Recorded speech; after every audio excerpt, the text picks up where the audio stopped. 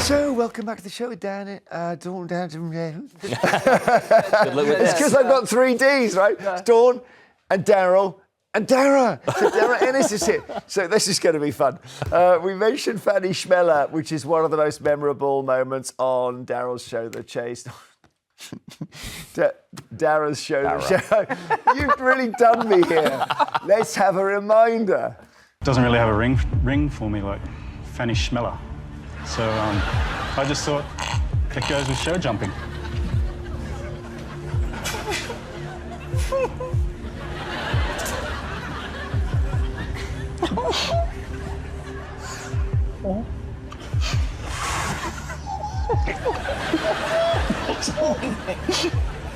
We're gonna make a rule now, never say a name again. So yes, that was the answer. Was the swimmer, right? That's brilliant. That's a skier. Sorry. Skier. Classic Bradley Walsh, classic chase moment of Fanny Schmeller. I should say this camera is here because you and I are going to do a TikTok shortly. Yes, we are. Because you're big on TikTok. By accident, I am, but yes. All right. So the first thing to say about Darragh is he's got a book out. Here it is. It's called The Body: 10 Things You Should Know. And it's quite, what I like about it is that, I'm going to turn it sideways, it's quite a narrow volume. So these 10 things are just the basic, most important 10 things, right? Yeah, and non-technical. Such as what? So why do we sleep? It doesn't make any sense why any animal would sleep because No. they're vulnerable, but almost all animals do, from like flies all the way up to humans. So Yeah. it's a core part of how animals work. No spoilers, but can you tell me? Basically, we have to, or else we go mad. Our brain can't function properly. Our body needs that downtime to do processes and housekeeping and things. And without it, our cells just don't work properly. What about, I saw a chapter on hormones. I thought, Yes. oh, I'm interested in hormones. People should be more interested in hormones. We're very sneery about hormones. We say teenagers are hormonal, and a lot of men are very, look down their nose, say women are being hormonal. We're always being hormonal. If you're hungry, if you're growing, if you're thinking, it's all controlled by hormones. They're a massive part of how our body works. Well, because you are Dr. Darragh Ennis, Yes. of course. So this interest is more than an interest. This is you. This is who you are outside the chase. Yeah, I'm actually a scientist, and I've been a research scientist for most of my life. So that's what I do what I used to do in my real job before I... Okay, before. So before he became the chase. As I say, the camera here we'll use in a second, okay? But you'll know Darragh as the Menace in the quiz game show, The Chase. And we've got a clip from next Wednesday's episode, so let's take a look. Right, are you ready? Yeah. All right, here we go. Time to face the chaser.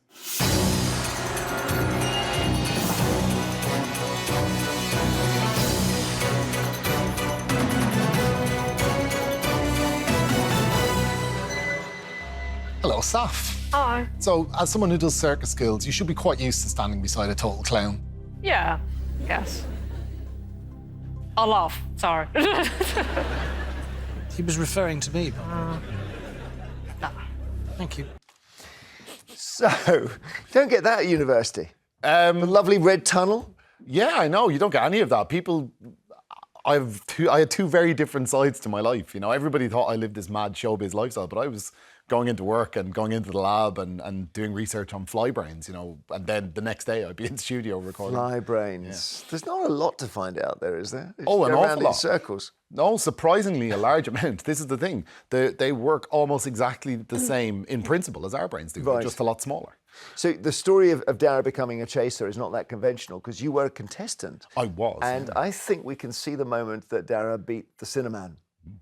Welcome to the show, Darragh. Thanks, Brad. Where are you from? I'm originally from Dublin, but I live in Oxford. OK, and what do you do in Oxford? I'm a scientist at the university. Perfect. What sort of science are you involved in? I work in brain development, how insect brains grow and develop, and nerves and things like that. How insect brains... Well, we can't use people brains, so... No, sure. Your time starts now. What dairy product is paired with onion in a classic crisp flavour? Cheese. Correct. What indoor sport has a court with a service box and a short line? Squash. Correct. What exercise has the body rising from a prone position by straightening the arms? Press-ups. Correct. Just in time, Darragh. Brilliant. How many do you reckon you got? 8. 9. £9,000. Very good player. I mean, when you've got to think under pressure, it's just... Brilliant. Yeah, exactly. But you could have the knowledge, but just not be able to get it out. Oh yeah, there's It's a lot recall. there's a lot of people who are brilliant at quizzes if they've got like 20 seconds to think about the answer, and there's a lot of people who are much better than me at it. But if you put them in front of the camera and say, okay, here's 15 questions in a minute or 12 questions in a minute, they just collapse. Yeah, recall. Is that can flies do that? Do they have quick? Pretty quick, yeah. They're very quick to react. They're quicker than we are. So. Amazing, yeah. We'll discuss the celebrity specials of the Chase. There's a little bit of a thing. I noticed a bit of beef going on with people saying, oh, when the celebs come on, the questions are easier. And the great Richard Osman spoke about this. Have a listen. The celeb one is slightly different. I think it's slightly easier to win. Yeah. Like all the celeb things, it's slightly because easier. on that, it's like if you're a punter, this is the absolute top thing you could possibly do. Whereas celebs, sometimes it's just people, they ring around and say who will come on, and people are like, oh, I don't mind. And they go, yeah, I could win some money for charity. And go, why are these people trying to stop me winning money? This is ridiculous. So that's slightly different. I always find it tiny bit more awkward. Is he right, though? No. Well, in a normal quiz show, it would make sense if the questions were easier. But the problem is that there's two sets of questions, and they're balanced, and they're checked by an independent adjudicator, really carefully checked. And we would get easier questions as well. It's better for us. A string of easy questions, I will get every single one of them right, and I will win. It's actually better for us if some of them are tough, because that way the contestants get a pushback chance, or it might be their specialist subject or something. Okay. So it doesn't make any sense. It's like giving both sets in a race at the same head start. It doesn't make any difference. Okay, so absolutely no difference when the celebs come on. It's still hard. It's still hard. It's still intimidating. But most of the celebs work on TV. So this situation where you have cameras pointing at you is not intimidating. Well, you'd be surprised. Well, less pieces. intimidating. So Yeah. an average person coming on is very intimidated. The average celeb coming on is used to that, so they're much more comfortable, and that means they're better at the show because they're not as nervous. And I think that's why they win more often. I've got a rule as a quizmaster: you never ever are on the receiving end of questions because it's really embarrassing. And somehow they've sneaked this past me that you're going to do some questions. You've got some there. I haven't seen them. And that's why I've got this camera here, because this is going to go on. Because Darragh's big on TikTok. You've got 1 million people or something. Oh, no, 200,000, I think. But. Well, that is 1 million in TikTok land. Right, okay. Do we have music? Do we have any kind? This is just going to be me just sitting here, is it? Answering questions. Brilliant. Darragh, these two will know all the answers because they're politics, aren't they? Right. They are politics. So let's just check. There we are. Okay, action. Okay, so in a role reversal. Very dramatic. There's the music. Yep. Okay. Okay. Question 1. Which politician fed British beef to his daughter to prove its safety from mad cow disease? John Gummer. Oh, brilliant. Straight in. Yeah. Conservative Agriculture Minister at the time. Question 2. At the 1992 general election, the number of MPs rose from 650 to 651. Which town, which is now a city, was allocated an extra MP? Oh my goodness, what a great question. Which town? I'm sort of going Ipswich. No, Milton Keynes. Nowhere near that. So That's hard. Would you have got that? We knew that. We did know that. Knew that. We knew that. Oh my, this is exactly Not showing what I off. It's now not just Milton Keynes, it's Milton Keynes Southwest. Don't rub it in. It is written here. Question 3. Who gave up the title of Viscount Stansgate to remain an MP? It was Cherry Ben. Yes, I knew that one. Yes. I like a man with principles, so I'm Okay. on board with that. Question 4. Which post-war Labour Party leader has the middle name Macintosh? Oh, post-war Labour Party leader. Macintosh. It sounds like it should be Harold Wilson, actually, but then I'm confused because he always used to wear a raincoat, Harold Wilson. And then I'm going, it can't be John Smith. It's definitely not Blair, not Brown. So let's go, I'll go James Callaghan. No, Michael Foot. Oh, wouldn't it? Macintosh. Michael Macintosh Foot. What an odd name. You're doing pretty well, though. Okay, last I question. could do a Michael Foot impression. No one can... Michael Foot, like that. Right, next one. Last question. Which married couple were both elected to Parliament after winning seats in the Southwest in the 1966 election? Stop it! In the 1966 election? Yes. Married couple? Stop it. That's very unusual. So it's a woman in the House of Parliament with a man. We can all join in with this to save my blushes. This is good. Okay, 66. I've no idea. So Labour. And I've got the answer in front of me somewhere. Hang on. Is it Barry Cryer and his wife? It is not. Go on. It's Gwyneth and John Dunwoody. Dunwoody. Gwyneth and John Dunwoody. Gwyneth, who died 10 years ago. So we did quite... You're coming down with me, you guys. Don't get us involved. You did okay, but I don't think you're going across the table in eggheads anytime soon. No, It was pretty good effort, though. Oh, never do that. Anyway, hello TikTok. Hello Darragh's TikTok. Right, so you can catch Darragh, a.k.a. The Menace. I never understand why you're called The Menace, because they call you Dennis. No, Darragh Ennis, Dennis, Menace, Dennis. It's quite tenuous, isn't it? It's because it rhymes. I had no say whatsoever. I love the idea. Scientist comes on a quiz show and immediately they just, everything gets dropped. Well, they did want to call me the professor, but I actually objected to that. Oh, why? I worked in the university at the time, and you have to earn the title professor. if I got in swanning around saying I'm the professor when I really wasn't, Or the boffin or something. The people get cross about the names. The governess and what's he called? The Babbitt. What's his name? The Beast. The Beast. They say it's fat shaming. No, the Beast is a translation of his name. His name is Mark Labette. Labette, yeah. The Beast. No, come on, it's because he's... And he's also monstrously large. And he's also no longer fat. Oh, I know, If you've he's seen lost him a lot of lately, weight. he is half the man he used to be. He is amazingly lost. He's tons of weight. 6'7", yeah, no, he looks great on it. And calling the Dark Destroyer... Sean picked that name. Sean Wallace, is that okay? He picked that name himself. Yeah, there we are. It was a tribute to Nigel Benn, the boxer, one of his favourite athletes. All right, good. Well, you've dealt with all the issues today, I must say. So here's the book, The Body, 10 Things You Should Know. And it's not just about flies, okay? Darragh, in the Telegraph, story. Civilians must be ready to be called up to the army. Are you ready, Jeremy? Yeah. To join the No, armed I'm not of forces? the... Could you I don't manage think I it? could run in a... Well, they're letting people join up with asthma now, so... And crocked knees. There's always Dad's army. No, I would Home be... defence. I'd be delighted to be controlling drones. Yeah. It's a serious thing, though, isn't it? Yeah. This is... There's a lot of jobs you could do. There's a lot of ways you could help, isn't there? Listen, Help I'm your country. front line. I'm front line. Yeah. So this what is are you the- laughing for? Sorry.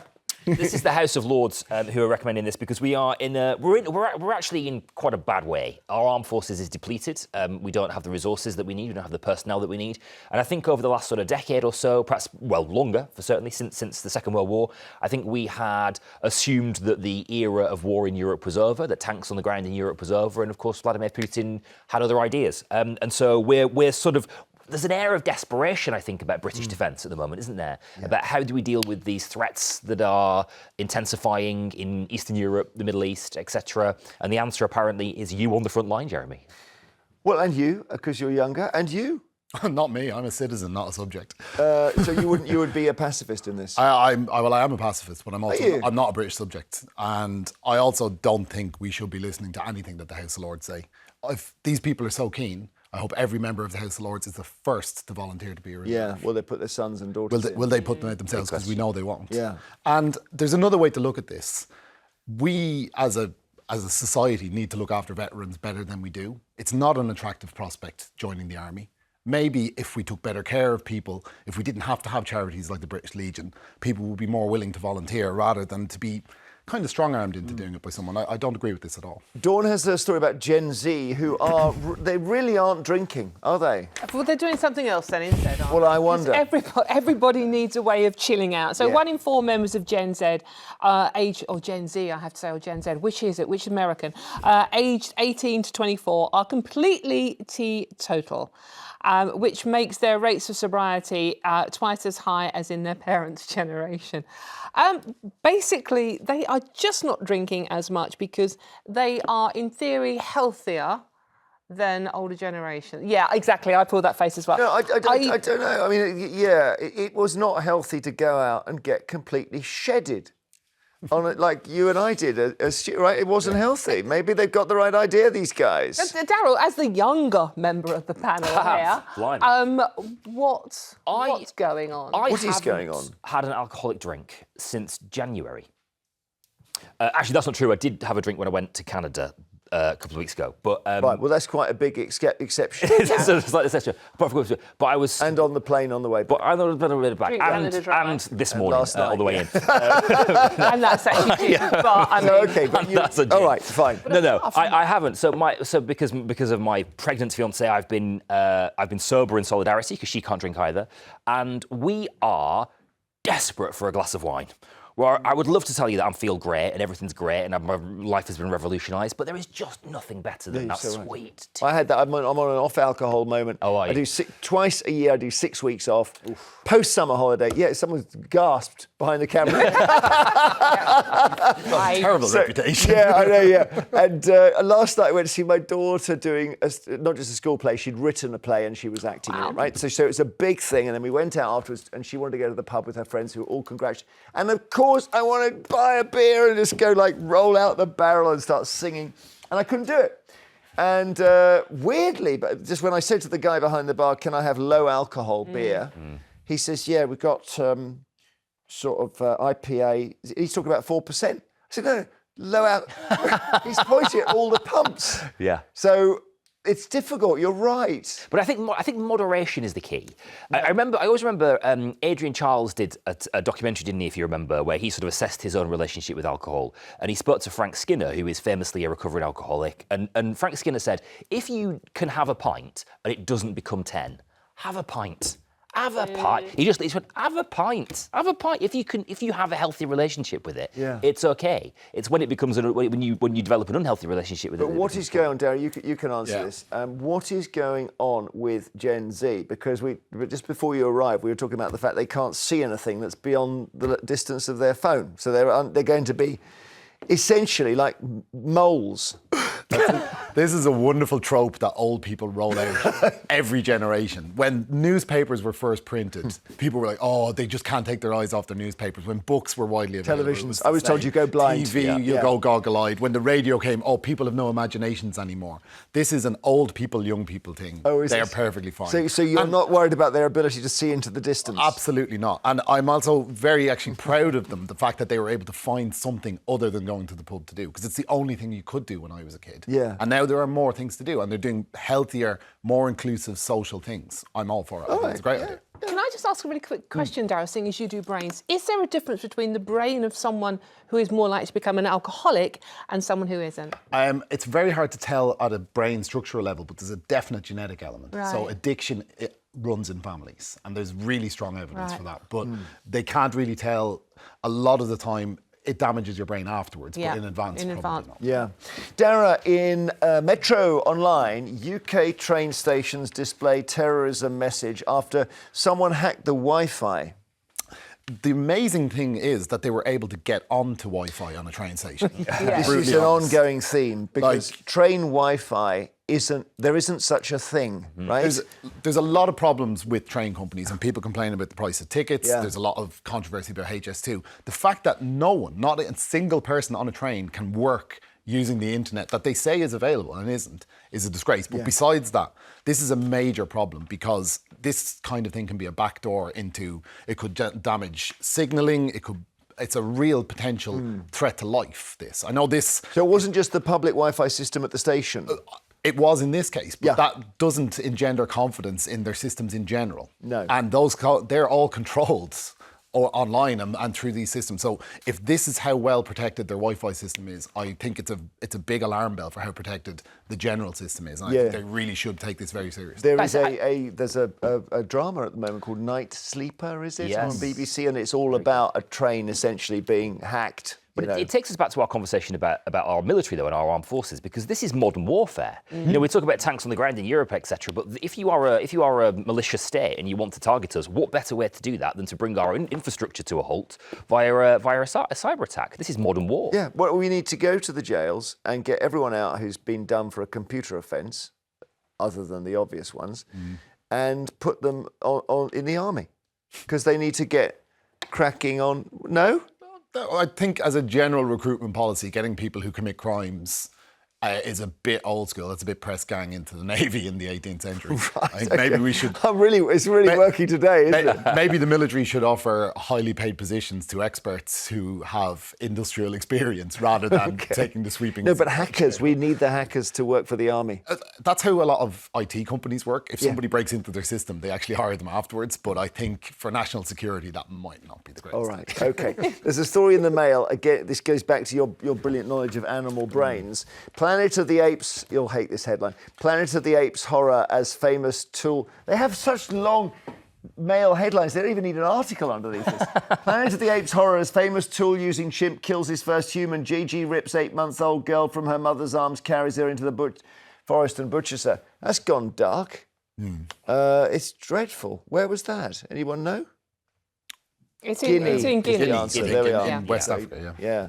So I suppose what we're looking at here is that if you give a chimp a tool, you're asking for trouble. No, that's like this is the thing that we have with apes in general, is that we tend to humanize them. We tend to act like they're human, and they're not. They're wild animals, and chimps hunt small monkeys and they eat them. So a human baby is prey to a chimp. Yeah. This is a terrible tragedy. It is absolutely. But this is a chimp being a chimp. It's nothing to do with its tools. The tools is the clickbait aspect of Oh, I see. Because the sort of male's headline suggests you use a tool to sort of prise the child free. But the tool might not have even been involved in this at all. No, and there's no real evidence unless that it was used to escape. Now, this is a true tragedy, and people have to be careful. Wild animals are wild animals. Even you should be careful with dogs. Never mind. You raise a good point, Darragh. I mean, there was somebody very famously who had a chimp as a trained house pet to the point where you might remember this. I think she was in Hollywood and she had it eat dinner with her and sit at the table. And one day, I'm sorry to say this, it tore her face off, just without warning. And everyone said, "How could the chimp do that?" And the clue is in the question. Yeah, there's lots of cases like that. Like Tippi Hedren, the famous actress, her parents kept lions in the house and they got mauled and things like that. Really? These are wild animals, and they should be treated with caution and respect. I do remember. I think it was Louis Theroux who did a thing on people keeping seriously wild animals at home, and there's incredible numbers. And they were done that, rampaging Dawn? through You the ever been garden. tempted? Yeah, no, absolutely. I mean, the rise. I mean, and you don't need a license for a certain level of animal as well, which is really scary. Yeah. The Guardian Online has the Bridgerton Ball. Can we see that? So, this is rather like, what was it, the Charlie and the Chocolate Factory thing? So this is now, it charged fans $1,000 to watch a pole dancer and eat Kit Kats. And what's going on here, Daryl? This is the Bridgerton, the TV soap opera, right? I literally have no idea. What the hell is this story? What is going on here? Well, you decide you want to walk into Bridgerton because you love watching the TV drama with our friend Adjoa Ando, and you get something that's like this. Right. Just us pretending to have a good time because it sucks.